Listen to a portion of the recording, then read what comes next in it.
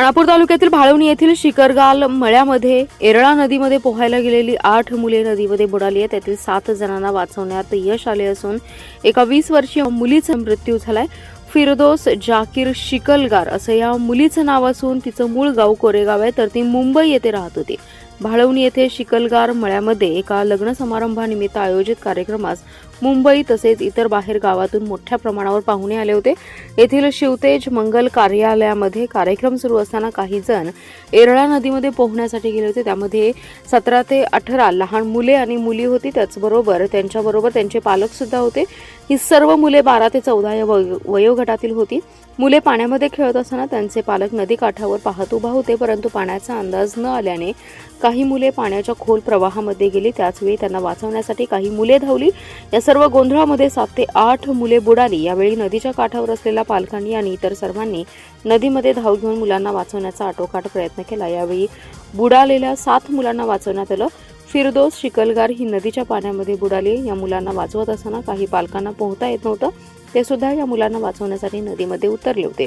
सर्व बुडालेल्या मुलांना पाण्याबाहेर काढल्यानंतर 3 ते 4 मुले अस्वस्थ होती. त्यांना विट्यातील एका खासगी हॉस्पिटलमध्ये दाखल केलं. महाराष्ट्र राज्य माध्यमिक आणि उच्च माध्यमिक शिक्षण मंडळातर्फे फेब्रुवारीमध्ये घेण्यात आलेल्या 12वीच्या परीक्षेचा ऑनलाईन निकाल दुपारी जाहीर झाला. यंदा कोल्हापूर विभागात कॉपीमुक्त अभियानाअंतर्गत राबवण्यात आलेल्या सीसीटीव्हीच्या निगराणीखाली परीक्षा घेण्यात आली होती. त्याच्या निकालावर परिणाम झाला असून टक्का घसरलाय. जिल्ह्याचा निकाल 86.10% लागलाय. उत्तीर्णांमध्ये मुलींचं सर्वाधिक 93.4%, तर मुलांचं प्रमाण 79.42% आहे. पलूस तालुक्याचा सर्वाधिक 93.57%, तर जत तालुक्याचा सर्वात कमी 68.26% निकालाची नोंद झाली आहे. गतवर्षीपेक्षा 8 दिवस आधीच 12वीचा निकाल जाहीर झालाय. परीक्षा मंडळाने ऑनलाईन निकाल जाहीर केला, त्यामुळे विद्यार्थ्यांसह पालकांनी सुटकेचा निश्वास सोडलाय. यावर्षी परीक्षांमधील कॉपीमुक्त अभियान केवळ कागदोपत्री न ठेवता प्रत्यक्ष अंमलात आणण्यात आले. जिल्ह्यातील सर्वच परीक्षा केंद्रावर पारदर्शकता वाढवण्यासाठी नाविन्यपूर्ण आणि तंत्रज्ञानाधारित उपाययोजना राबवण्यात आल्या. प्रत्येक वर्गखोलीत सीसीटीव्ही कॅमेरे लावण्यात आले होते. त्याचा परिणाम निकालावर झाल्याचे दिसून आले. जिल्ह्यात एकूण 328 कनिष्ठ महाविद्यालये आहेत. या विद्यालयात 15,687 मुले आणि 15,119 मुली अशा एकूण 30,806 विद्यार्थ्यांनी जिल्ह्यातील 52 परीक्षा केंद्रांवर परीक्षा दिली. त्यापैकी 12,460 मुले आणि 14,067 मुली असे एकूण 26,527 विद्यार्थी उत्तीर्ण झाले. उत्तीर्ण होण्यामध्ये मुलांची टक्केवारी 79.42%, तर मुलींची 93.4% आहे. यंदाही निकालात मुलींनीच बाजी मारली आहे. विज्ञान शाखेचा निकाल सर्वाधिक म्हणजे 93.99% लागलाय. तर या शाखेत 18,018 विद्यार्थ्यांपैकी 16,936 जण उत्तीर्ण झालेत. 353 विद्यार्थी अनुत्तीर्ण झाले.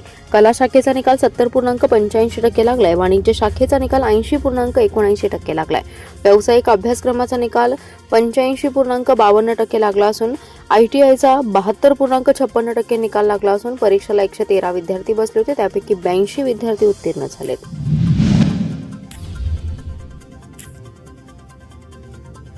वाढती गुन्हेगारी नशेखोरी मोडून काढण्यासाठी नूतन पोलीस अधीक्षक तुषार दोशी हे स्वतः दंडुका घेऊन रस्त्यावर उतरलेत.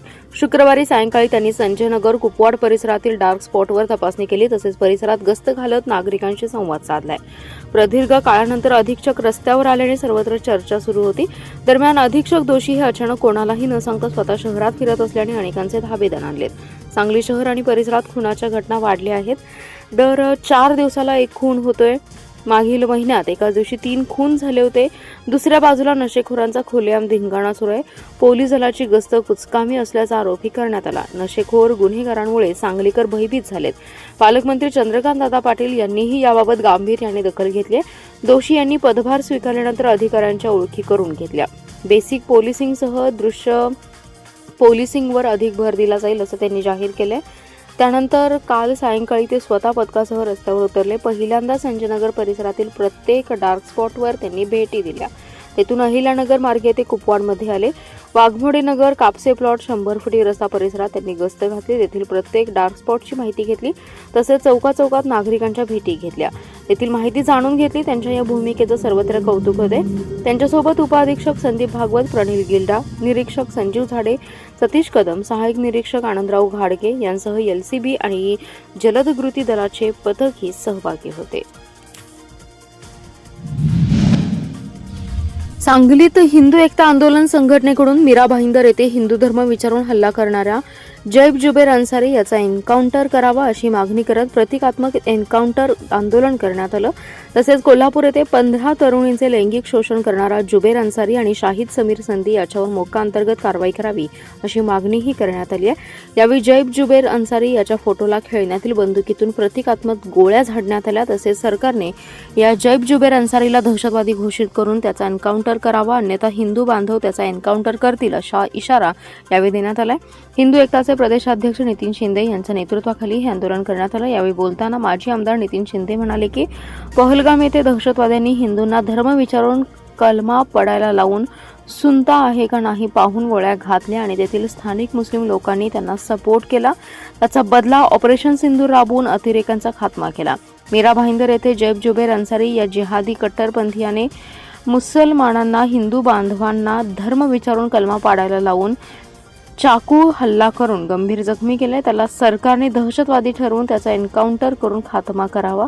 तसेच कोल्हापूर येथे 15 तरुणींचे लैंगिक शोषण करणारा लव जिहादी शाहिद समीर संधी याच्यावर मोक्का अंतर्गत कारवाई करून त्याला तुरुंगात टाकावं अशी मागणी केली आहे. यावेळी जैब जुबैर अन्सारी याचा एन्काउंटर करा आणि शाहिद समीर संधी याला मोक्का लावा या घोषणांनी परिसर दणाणून सोडला. मिरज ग्रामीण पोलीस ठाण्याच्या हद्दीतील खून, दरोडा, जबरी चोरी, बलात्कार सारख्या गुन्ह्यातील सराज उर्फ किरण शिसफुल भोसले, विश्वजित शिसफुल भोसले, क्रांती जलवा भोसले या परागंदा 3 आरोपींना कोम्बिंग ऑपरेशन करून जेरबंद केलं. मिरज ग्रामीण पोलिसांमध्ये गुन्हे दाखल करण्यात आलेत. सिराज उर्फ किरण शिसफुल भोसले याच्यावर मिरज ग्रामीण पोलीस ठाण्यात खून, दरोडा, जबरी चोरी, बलात्कार सारखे 9 गुन्हे दाखल आहेत आणि कवटेमंका पोलीस ठाण्याकडील दरोड्याचा गुन्हा असे एकूण 10 गुन्ह्यात तो परागंदा झाला होता. 5 दिवसांपर्यंत पोलीस कस्टडी न्यायालयाने मंजूर केली आहे. विश्वजित शिसफुल भोसले याच्यावर मिरज शहर पोलीस ठाण्यात गुन्हा दाखल असून जबरी चोरीच्या गुन्ह्यामध्ये आरोपी परागंदा झाला होता, त्याला पोलिसांनी अटक केली आहे. तसेच क्रांती जलवा भोसले या आरोपी विरुद्ध कवटेमंका पोलीस ठाण्यात दरोड्याचे गुन्ह्यामध्ये तो परागंदा होता. या आरोपीस ताब्यात घेऊन गुन्ह्याच्या पुढील तपासाकामी कवटेमंका पोलीस ठाण्याकडे रिपोर्टने ताब्यात देण्यात आले. लिंगनूर पारधी वस्ती येथे कोम्बिंग ऑपरेशन राबवलं. या कोम्बिंगमध्ये दरोडा, जबरी चोरी, बलात्कार सारख्या गंभीर गुन्ह्यातील पाहिजे असलेला आरोपी सिराज उर्फ किरण शिसफुल भोसले, विश्वजित शिसफुल भोसले, क्रांती जलवा भोसले यांना पोलीस पथकाने आणि होमगार्ड यांनी शिताफीने पकडले. मिरज ग्रामीण पोलीस ठाण्याकडील अधिकारी आणि अंमलदार यांच्या पथकाने कोम्बिंग ऑपरेशन राबवून सदर ऑपरेशन हे यशस्वीरित्या पार पाडून एकूण रेकॉर्डवरील आरोपींना शिताफीने पकडलं.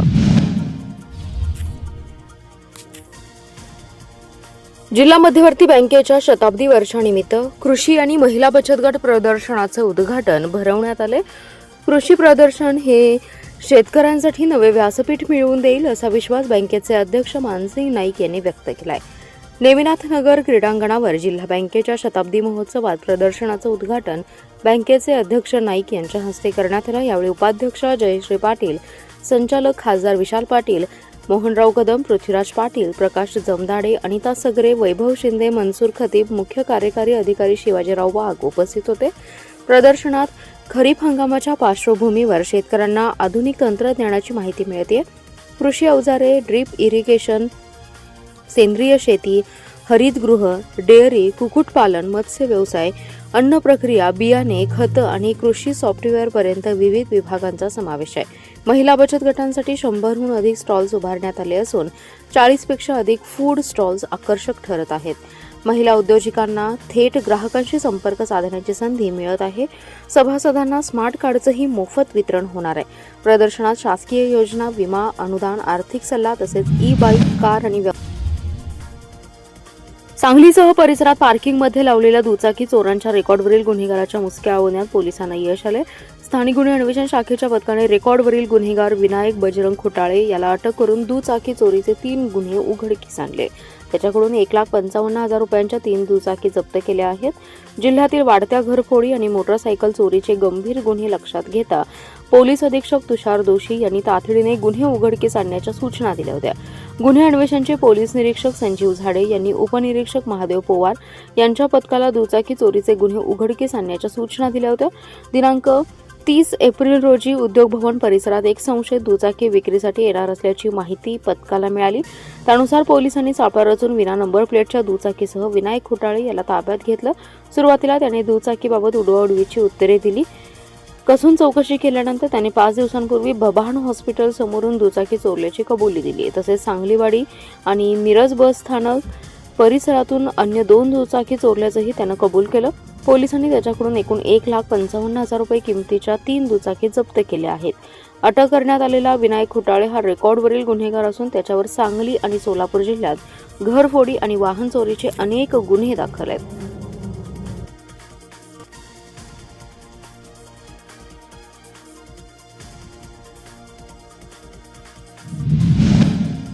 कोल्हापूर ग्रामीणमधील मंडल आणि तालुकानिहाय दौरे करून भाजप पक्षाची कनेक्टिव्हिटी तळागाळातील लोकांपर्यंत पोहोचवणार असल्याचे प्रतिपादन कोल्हापूर जिल्हा प्रभारी पृथ्वीराज पाटील यांनी केलंय. कोल्हापूर येथे भाजप कार्यालयात आयोजित बैठकीत जिल्हा प्रभारी पाटील बोलत होते. अध्यक्षस्थानी कोल्हापूर ग्रामीण पश्चिमचे अध्यक्ष नाथाजी पाटील होते. प्रभारी पाटील म्हणाले, 2029 मध्ये होणाऱ्या लोकसभा आणि विधानसभा निवडणुकीत कोल्हापूरमधून भाजपाचे सर्व खासदार आमदार निवडून येतील असं काम करूया. भाजपची तळागाळातील लोकांपर्यंत कनेक्टिव्हिटी मजबूत होण्यासाठी भाजपा सदस्यांनी मतदार नोंदणी अभियानात सहभागी होऊन उच्चांकी नोंदणी करावी. पुणे पदवीधर आणि शिक्षक मतदारसंघात पदवीधर आणि शिक्षक मतदार नोंदणीचे पक्षाने दिलेले किमान उद्दिष्ट 100% पूर्ण करून जास्तीत जास्त मतदार नोंदणी करा. पदवीधर व शिक्षक आमदार भाजपाचेच होतील यासाठी नियोजनबद्ध नोंदणी झाली पाहिजे. जिल्हाध्यक्ष नाथाजी पाटील यांनी मुख्यमंत्री देवेंद्रजी, प्रदेशाध्यक्ष रवींद्रजी आणि पालकमंत्री चंद्रकांत दादा यांनी प्रभारी म्हणून जबाबदारी दिली आहे. त्यांच्या मार्गदर्शनाखाली आपण सर्वांनी पक्षाचे काम अधिक जोमाने करणार आहोत. ते यापुढे प्रत्येक तालुका आणि मंडळांना भेटी देणार आहेत. त्यामुळे पक्षात नवचैतन्य निर्माण होईल असा विश्वास व्यक्त केला. या बैठकीत प्रभारींच्या सूचनेप्रमाणे उपस्थितांनी आपल्या समस्या आणि सूचना मांडल्या.